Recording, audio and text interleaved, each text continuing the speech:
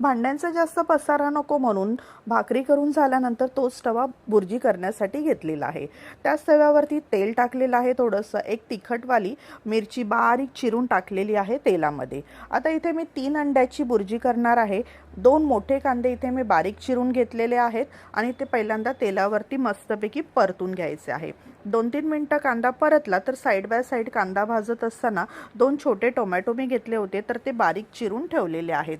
तर बघा, कांदा चांगला तेलावरती परतून घ्यायचा। कांदा 2-3 मिनिटं परतून झाला की आपल्याला इथे टोमॅटो ॲड करून घ्यायचा आहे। तर टोमॅटो पण हे 2 बारीक असे टोमॅटो घेतलेले आहेत।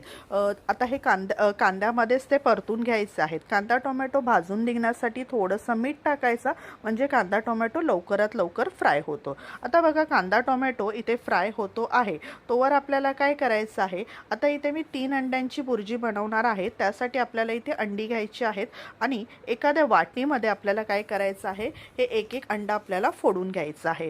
ते ह्या करता की काय होतं, कधी कधी अंडी खराब असतात, मग एकदम आपण डायरेक्ट फोडून जर तव्यावर टाकलं तर आपली बुर्जी सर्वच खराब होऊन जाईल।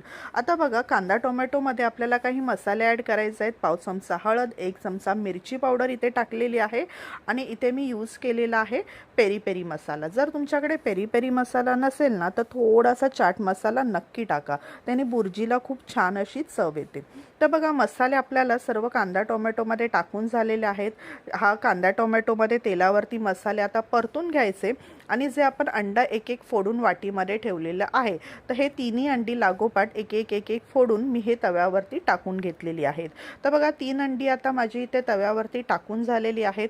आता कांदा टोमॅटोमध्ये आपल्याला काय करायचं आहे की ही अंडी मस्तपैकी आता परतून घ्यायची आहेत, चांगली फ्राय करून घ्यायची आहेत।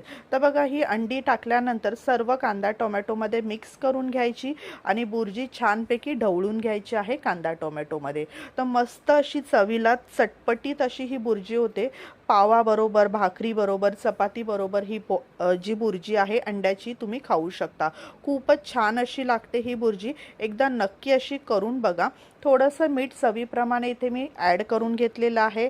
छानपैकी अंडं त्यामध्ये कांदा टोमॅटोमध्ये आपण जे अंडे टाकून घेतलेलं आहेत ते आपल्याला ढवळून चांगलं फ्राय करून घ्यायचं आहे। मस्तपैकी फ्राय जोपर्यंत होत नाही तोपर्यंत आपल्याला हे छान त्या मसाल्यामध्ये हे अंडं फ्राय करायचं आहे। शेवटी थोडीशी कोथिंबीर वरून टाकलेली आहे बुर्जीमध्ये। तर ही बुर्जी आता बघा आपली ऑलमोस्ट रेडी झालेली आहे खाण्याकरता। एकदा नक्की तुम्ही अशा प्रकारे बुर्जी करून बघा आणि मला नक्की कमेंट करून सांगा तुम्हाला रेसिपी आवडली का। आणि आपल्या चॅनलला जाता जाता मंडळी सबस्क्राईब करायला विसरू नका। व्हिडिओ जास्तीत जास्त लोकांपर्यंत शेअर करा, लाईक करा आणि कमेंट करा। धन्यवाद।